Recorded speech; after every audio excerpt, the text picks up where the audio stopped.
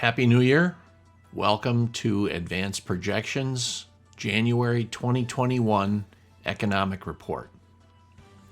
Here's our reviews. Between U.S. political drama, the initial COVID vaccine rollouts, and threats of a more rapidly spreading mutation, the new U.S. administration is going to have its hands full in the first 100-day honeymoon period. In fact, it looks like it won't be a honeymoon at all, with no reasons for near-term exuberance and a plate still filling with critical issues. As we said in the last 2 months' reports, Recession 2020 has technically ended. There is now clear and rampant speculative excesses in the equities markets and elsewhere, such as in cryptocurrencies and some precious metals. Real estate prices have sharply advanced in upper-end housing. Margin borrowing hit record highs 2 months ago. That's the latest data we have, and it is sure to have climbed even more since then. Now, for the underlying socioeconomic situation, we said last month that our expectations for COVID cases and fatality tolls would continue increasing through the end of 2020. As of now, January 7th, 2021, U.S. cases reached 22 million, an increase of more than 6.3 million in just the past month, compared to an increase of 5.6 million in the previous month. New cases have soundly passed the rate of 220,000 daily versus last month's 200,000. And U.S. fatalities have reached 372,000, up approximately 77,000 in just 1 month.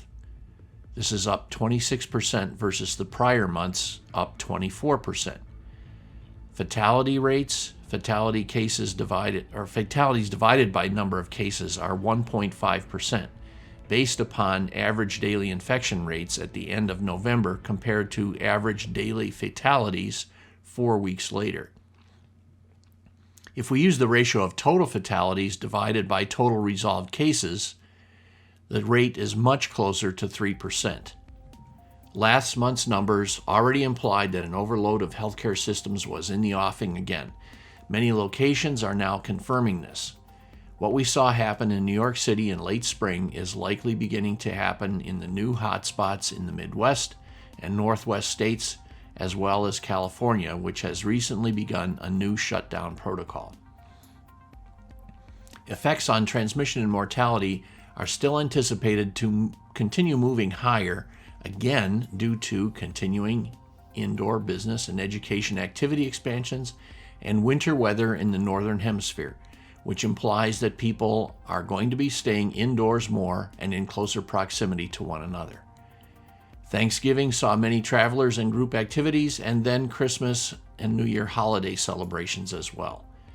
A more highly transmissive strain has been identified in Great Britain, and cases of that form appeared in the U.S. as early as November.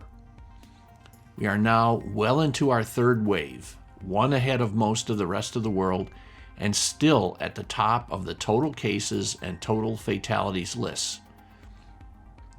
In spite of having only 5% of the global population, we have more than 25% of the global cases and 20% of the global fatalities. Globally, we expected cases to reach 35 million plus 3 months ago, and now they are at more than 88 million, up drastically in just the past month. That's an increase of more than 360% from the 19 million at the beginning of August. At this moment, there are over 600,000 new cases being reported daily.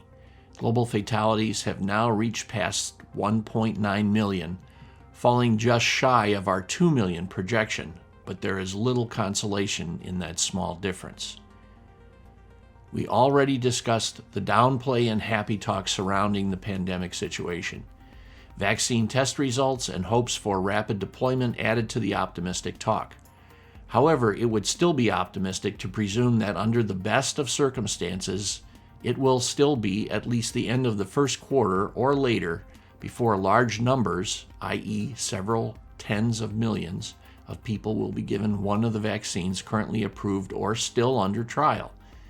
and that it'll be much later in 2021 for a fully implemented national vaccination program. Convincing enough people to get the vaccination will come into play. Only 70 million got their seasonal flu shot over the past few months. So perhaps 100 million Americans, 30% of the population, will be ready and willing to receive one of the new COVID vaccines, leaving 230 million as fertile territory for keeping the pandemic active. As of this writing, about 5 million, or 1.5% of the population, have actually received their first dose of vaccine. We would like to see that number quadruple by the end of January, but poor planning and logistics have been doing damage to the rollout so far. Other vaccines have yet to be approved, but when that happens, we may be able to reach 20% of the population by late spring. A useful figure for achieving widespread control of the pandemic is having at least 60% of the population vaccinated and much greater compliance to actually eradicate it. 60% coverage would mean acquiring and distributing between 200 million and 400 million doses.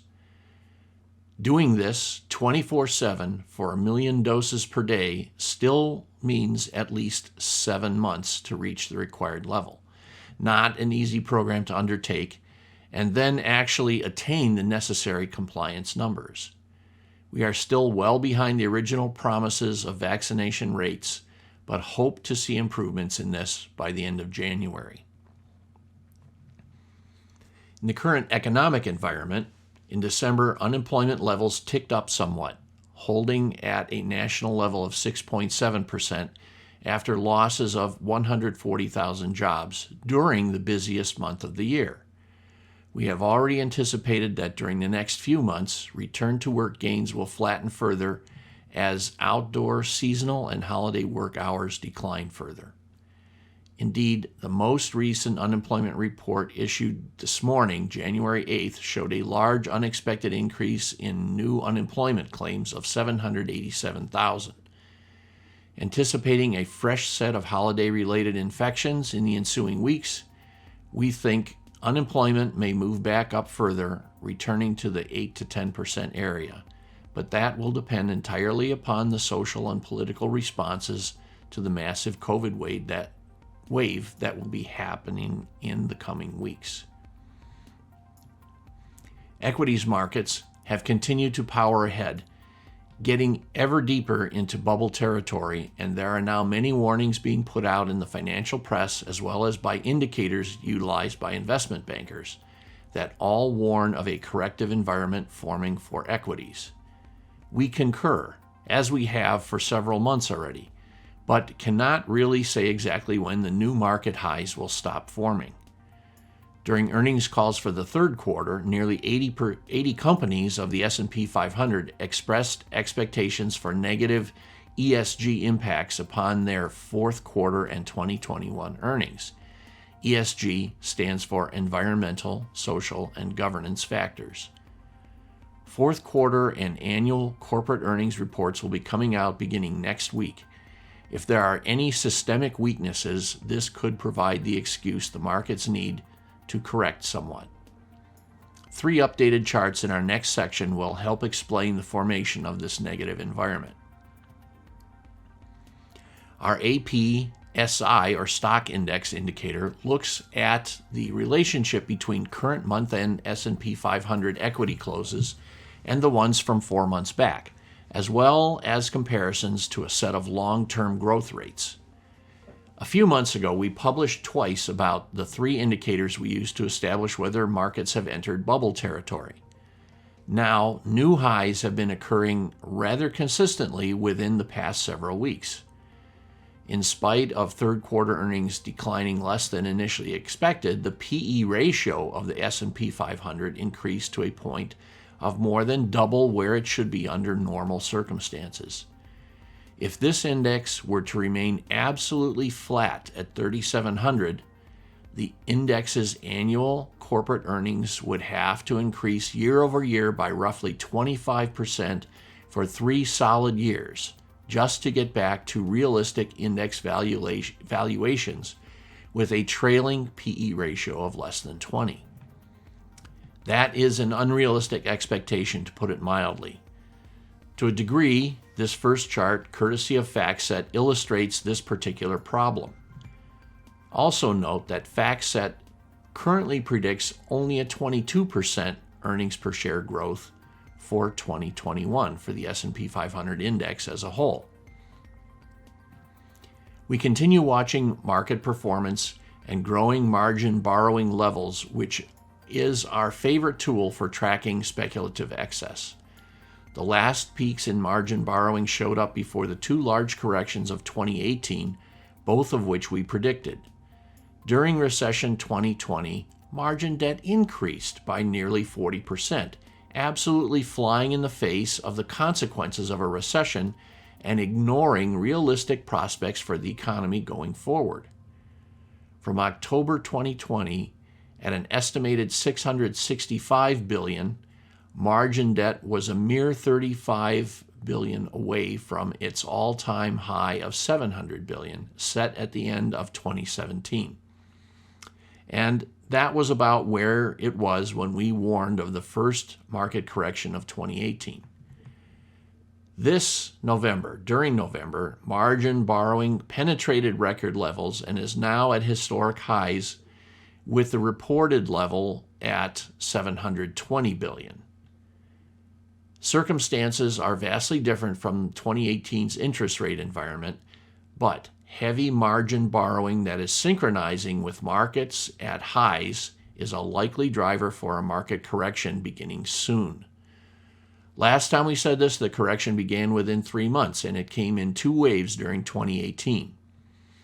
The latest information on margin debt is from November and is shown in a chart that we provide from Advisor Perspectives. But we expect further large increases in this to have appeared in December, concurrent with that month's market run-up to new record levels, right up to the end of 2020. Under similar circumstances seen in this chart, there are 2 index drops of 50% of real value, which followed shortly thereafter. A similar drop now would take the S&P 500 index well below 2,000. November's closing value for the S&P 500 put our APSI indication into the red, with that index moving into blatantly overheated territory. As we said in December's report, we looked for a red index if that index had closed out the month above 3570, and it ended at 3621, well past the mark. This month, the S&P 500 moved even further above our upper bubble zone growth line when it closed at 3756. Another primary indication of the top-heavy nature in equities is the spread between the S&P 500 and 10% of the GDP, which continues to grow, as shown here in our third chart. This is our form of what is more widely considered to be the Buffett indicator, and the upper smooth curve is the boundary between a warm market and a bubble zone. Other AP indicator statuses are as follows. The APMS money supply indicator remains solidly green as the Fed continues their expansion of the money supply, now reaching $19.1 trillion, up 22% since the beginning of 2020. It has also continued to warn Congress that the bottom layers of the economy are still suffering and the whole economy will suffer lackluster growth if no new and significant stimulus is injected there. Additional stimulus had been dangled in front of us by some of the Congress. Negotiations on further stimulus moved lethargically throughout December, and we had the expectation that little real stimulus, or even nothing more, would come before the new administration takes the helm in late January.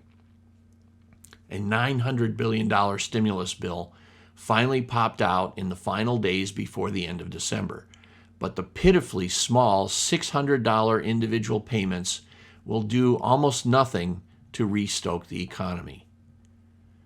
Precious metals have moved steadily upwards as all were showing upward price movements at surprising rates of increase earlier this summer. Gold spent all its time between $1,840 and $1,900 an ounce in December, still down from August's temporary push above $2,000, which penetrated that mark for the first time in history. Recent action in gold prices show testing of and strong rebounding from support levels in the mid-1700s. Silver behaved similarly during December, moving up into the $24 to $27 range. Rhodium moved up to new all-time high levels as speculators continued to move in strongly, pushing prices past $15,000 per ounce. Month-end prices for gold and rhodium keep our AP-PM indicator deeply into the red. The October leading economic indicators from the Conference Board again improved slightly, and for this report, our AP-LI indicator moves from red to yellow, along with a correction to yellow for last month. We still expect lackluster LEIs to continue during the next few months, but our indicator has technically moved to yellow for a month or two. The Conference Board also continues to warn of a flagging recovery and that we should expect a weak economy well into 2021. Due to the depressed yield curve, our APYC indicator remains yellow for this month. All Treasury short-term yields held at levels essentially equal to last month, while the 10-year yield moved up from 0.84% to a whopping 0.93%. The Federal Reserve's weekly aggregate measure of economic stability remains in a position of relative safety, but the Fed itself has stayed with the NBER declaration of recession within all of their data sets. Fed charts for other data that we observe clearly show that they have not cleared the bottom of the recession, and Recession 2020 is now 9 months in extent per the NBER. Therefore, our AP-FD indicator for this report remains red now for 9 straight months. This may change shortly, because as the third quarter 2020 GDP grew substantially upward from its enormous decline in the first half of 2020, the traditional measure and definitions of recession have now pointed to a technical end of Recession 2020. The NBER nor the Federal Reserve have yet to take official notice of this technical end. However, advanced projections declared earlier that Recession 2020 had ended approximately 8 months after it began. But we do want to make an ominous note here. The root cause of the massive collapse that characterized the onset of Recession 2020 has not gone away. The economy now is much weaker than it was in January 2020, before COVID hit our shores. Now in a large third wave, COVID is spreading rapidly and is getting much worse. Control of this situation will determine if there is a second dip and perhaps a recession 2021. Real-time events will determine this, as the majority of our standard set of indicators have not yet returned to green states, nor do we expect them to do so for many, many months. We will have to basically rely on a direct watch of public health statistics, unemployment figures, GDP, velocity of money, and financial stability indices for several months, which are inherently less reliable short-term indicators. So in summary, only one of our 6 indicators is in green territory. We are maintaining our probability of another near-term recession to 80%. We calculated that the actual onset of recession had already begun over 10 months ago, a fact which was then confirmed by the NBER in June, and it became officially recognized by the Federal Reserve later in the summer with the adoption of NBER's declaration within Federal Reserve datasets. However, as we just noted above, the technical end of Recession 2020 has already occurred, late in the third quarter of 2020. Further modifications to this scenario will depend on what happens in the days and weeks ahead. Reviewing the events leading up to the Great Recession, there was a brief rebound before the serious declines of late 2008, within the context of an unbelievably risky economy, just as we are facing now. Just like then, we now have almost concluded an election which portends a large shift in administrative policies. This time, there is the unique backdrop of a worsening pandemic and an ongoing, highly divisive political manipulation of social and economic expectations. The events of this January 6th are clear proof that this divisiveness and manipulation are not trivial matters. We maintain that this is a very risky equity market environment with potential for significant and protracted drops. Only those with the highest tolerances for risk should be speculating in the equities markets at these levels. High speculative valuations never persist, and a return to the mean, or worse, becomes more likely with each new disruptive influence. The only moderating influence in this scenario is that the Federal Reserve has indicated a long-term near-zero interest rate environment, and that tends to actually fan the fires of market speculation. This situation could persist for a couple of years, or some new, perhaps black swan event could arrive to pop this bubble.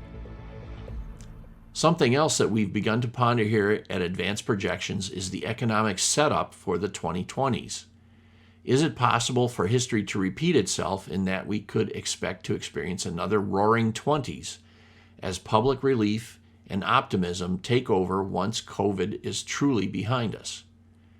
And despite the glossy reputation of the 1920s, there were 3 recessions in it before the big one, the Great Depression of 1929 to 1932. Well, we try not to gloss over any of the facts and the inherent risky news, risky behavior of the markets and so forth, and also in the public health situation. But we hope you have a pleasant, happy, and successful new year in whatever you're doing, and we look forward to talking to you again at the beginning of February 2021.